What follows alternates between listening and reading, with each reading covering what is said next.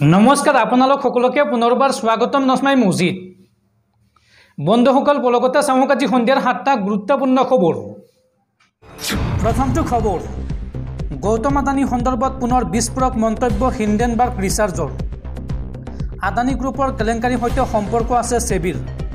আদানী গ্ৰুপৰ কেলেংকাৰীৰ সৈতে জড়িত সেবিৰ মুৰব্বী মাধৱী বুছ আৰু স্বামী ধবল বুছ।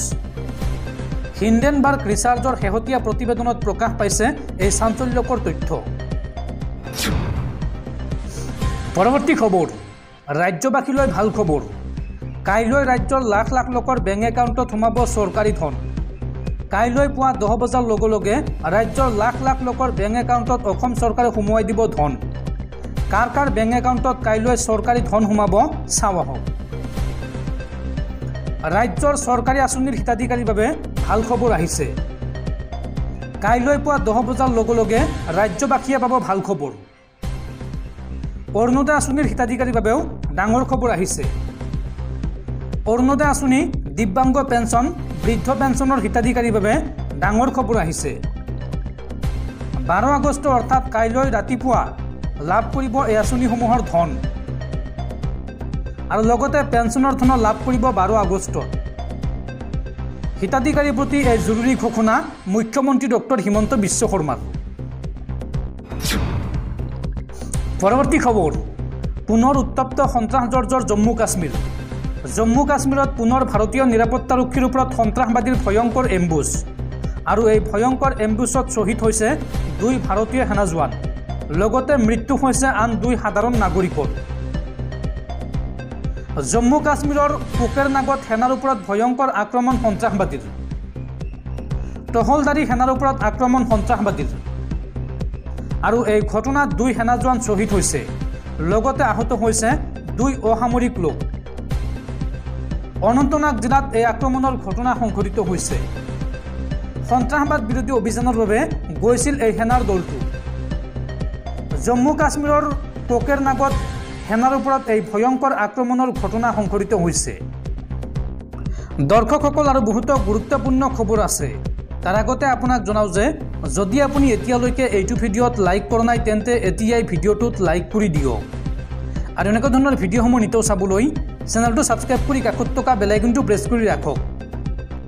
পৰৱৰ্তী খবৰ, ৰাজ্য কঁপাই যোৱা ঢকুৱাখনাৰ চাঞ্চল্যকৰ হত্যাকাণ্ড সন্দৰ্ভত বিস্ফোৰক মন্তব্য অসম আৰক্ষীৰ ডিজিপি জিপি সিঙৰ। জিপি সিঙৰ মন্তব্য, সুনীল গগৈ বৰ্তমানো জীয়াই আছে আৰু বৰ্তমান ৰাজ্যৰ বাহিৰত আছে সুনীল গগৈ। সঘনাই মোবাইল নম্বৰ সলনি কৰিছে সুনীল গগৈয়ে। CIDৰ হাতত তথ্য প্ৰমাণ মজুত থকা ময়ো দেখিছোঁ। এই মন্তব্য ডিজিপি জিপি সিঙৰ। পৰৱৰ্তী খবৰ, ৰাজ্য কঁপাই যোৱা SI জোনমণি ৰাভাৰ মৃত্যুৰ সময়ত হঠাৎ চৰ্চালৈ অহা হাছিনা বেগমৰ ঘৰত ওলাইছে নকল সোণ। বহুৰূপী হাছিনাক আৰক্ষীয়ে গ্ৰেপ্তাৰ কৰাৰ পিছতে পোহৰলৈ আহিছে বহু বিস্ফোৰক তথ্য। এইবাৰ ন তথ্য পোহৰলৈ আহিছে জোনমণিৰ মৃত্যুৰ সময়ত চৰ্চালৈ অহা হাছিনা বেগমৰ। SI জোনমণি ৰাভাৰ মৃত্যুৰ সময়ত চৰ্চালৈ অহা হাছিনাৰ ঘৰত এইবাৰ আৰক্ষীয়ে পাইছে নকল সোণ। হাছিনাক লগত লৈ আৰক্ষীয়ে বিভিন্ন ঠাইত চলাইছে জোৰদাৰ অভিযান। আৰক্ষীয়ে হাছিনাৰ ঘৰৰ পৰা উদ্ধাৰ কৰিছে বহু পৰিমাণৰ নকল সোণ। হাছিনাৰ ভাতৃৰ শোৱনি কোঠাত লুকুৱাই থোৱা নকল সোণখিনি জব্দ কৰে আৰক্ষীয়ে। নকল সোণৰ লগতে আৰক্ষীয়ে জব্দ কৰে নগদ ধন। বিহপুৰীয়াৰ হাছিনা বেগমক গ্ৰেপ্তাৰৰ পিছতে পোহৰলৈ আহিছে আৰু ন তথ্য।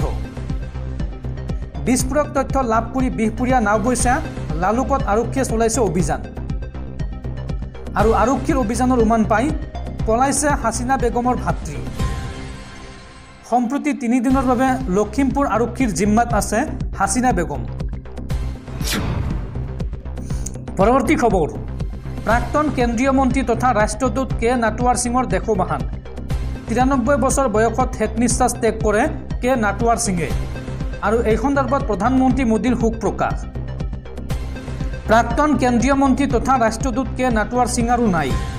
93 বছৰ বয়সত শনিবাৰে নিশা শেষ নিশ্বাস ত্যাগ কৰে প্ৰাক্তন মন্ত্ৰী তথা কংগ্ৰেছ নেতাগৰাকীয়ে। গুৰুগ্ৰামৰ মেদন্ত চিকিৎসালয়ত চিকিৎসাধীন অৱস্থাত শেষ নিশ্বাস ত্যাগ কৰে নাটৱাৰ সিঙে। পৰিয়ালৰ লোকৰ ভাষ্য অনুসৰি স্বাস্থ্যৰ অৱনতি ঘটাৰ বাবে কিছুদিন পূৰ্বে তেওঁক চিকিৎসালয়ত ভৰ্তি কৰোৱা হৈছিল। কিন্তু শনিবাৰে নাটৱাৰ সিঙৰ স্বাস্থ্যৰ অধিক অৱনতি ঘটাৰ ফলত তেওঁৰ মৃত্যু হয়। এইখিনিতে উল্লেখ কৰা প্ৰয়োজন যে কংগ্ৰেছৰ প্ৰাক্তন সাংসদ কে নাটৱাৰ সিং 2004-05 বৰ্ষত ভাৰতৰ বৈদেশিক পৰিক্ৰমা মন্ত্ৰীৰ দায়িত্বত আছিল। তদানীন্তন প্ৰধানমন্ত্ৰী মনমোহন সিঙৰ নেতৃত্বাধীন চৰকাৰৰ মন্ত্ৰী আছিল নাটৱাৰ সিং।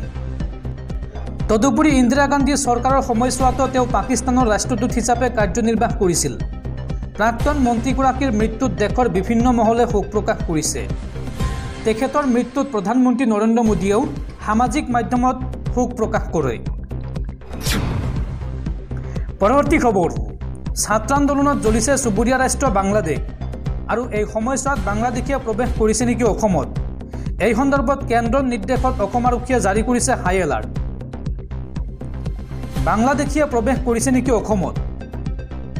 এই সন্দৰ্ভত কেন্দ্ৰৰ নিৰ্দেশত অসম আৰক্ষীয়ে জাৰি কৰিছে হাই এলাৰ্ট। সীমান্ত অঞ্চলত আৰক্ষী আৰু সেনাৰ কটকটীয়া নিৰাপত্তা ব্যৱস্থা। অবৈধভাৱে কোনো নাগৰিকে প্ৰৱেশ কৰিব নোৱাৰিব অসমত। মণিপুৰৰ মুখ্যমন্ত্ৰীয়েও বাংলাদেশী প্ৰৱেশৰ বিষয়ত কেন্দ্ৰৰ সৈতে আলোচনাত বহিছে। ৰাজ্যখনৰ বাংলাদেশ সীমান্তৱৰ্তী জিলাত জাৰি কৰা হৈছে কাৰফিউ। ফেৰজাৱাল আৰু জিৰিবাম জিলাত কাৰফিউ জাৰি মণিপুৰ প্ৰশাসনৰ। আৰু অসমতো বাংলাদেশৰ পৰা অহা শিক্ষাৰ্থী আৰু ব্যৱসায়ীৰ ওপৰত তীক্ষ্ণ নজৰ অসম আৰক্ষীৰ। সীমান্তত আৰক্ষীয়ে সোধপোছ কৰিছে বাংলাদেশৰ পৰা অহা নাগৰিকক। চৰকাৰৰ অনুমতিৰ সৈতে বৈধ নথিপত্ৰ থকা নাগৰিকেহে এই সময়ছোৱাত আহিব পাৰিব অসমলৈ। অসম আৰক্ষীৰ সমান্তালকৈ সীমান্তত ভাৰতীয় সেনাৰো তালাচী অভিযান তীব্ৰতৰ হৈ পৰিছে। পৰৱৰ্তী খবৰ, সাৱধান ৰাজ্যবাসী, ৰাজ্যত পুনৰ বতৰৰ ল'ব কালৰূপ। অহা 15 আগষ্ট পৰ্যন্ত ৰাজ্যৰ বিভিন্ন ঠাইত হ'ব পাৰে মুখলধাৰ বৰষুণ আৰু এই সন্দৰ্ভত ৰাজ্যজুৰি অৰেঞ্জ এলাৰ্ট জাৰি বতৰ বিজ্ঞান কেন্দ্ৰৰ।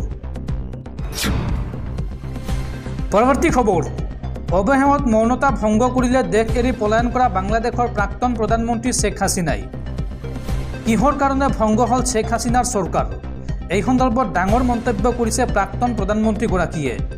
শ্বেখ হাছিনাৰ মতে আমেৰিকাৰ বাবে ভংগ হ'ল শ্বেখ হাছিনাৰ চৰকাৰ আৰু এই সন্দৰ্ভত শ্বেখ হাছিনাই মন্তব্য কৰি কয় যে অতি সোনকালে মই বাংলাদেশলৈ উভতি যাম। মই অতি সোনকালে উভতি আহিম ইনশাআল্লাহ, এই মন্তব্য শ্বেখ হাছিনাৰ। শ্বেখ হাছিনাৰ লগতে মন্তব্য কৰি কয় যে মোৰ পৰাজয় দেশবাসীৰ জয়। এই সন্দৰ্ভত অৱশেষত মৌনতা ভংগ কৰিলে শ্বেখ হাছিনাই। শীঘ্ৰেই বাংলাদেশলৈ উভতি যোৱাৰ কথা ক'লে শ্বেখ হাছিনাই। বাংলাদেশৰ বৰ্তমান পৰিস্থিতিৰ বাবে দায়ী কোন?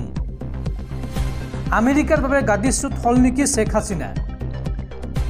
হাছিনাৰ মতে আমেৰিকাই হাছিনাৰ পৰা বিচাৰিছিল বিমানবন্দৰ আৰু বিমানবন্দৰ দাবীৰ পিছতে আমেৰিকাৰ সৈতে সম্পৰ্কৰ অৱনতি ঘটিছিল হাছিনাৰ। আৰু লগতে আন্দোলনকাৰী ছাত্ৰ সমাজকো পৰামৰ্শ শ্বেখ হাছিনাৰ। কোনো ষড়যন্ত্ৰকাৰীয়ে হাছিনাৰ পৰামৰ্শক বিকৃত কৰাৰ বাবে এই ঘটনা হোৱা বুলি মন্তব্য কৰে শ্বেখ হাছিনাই।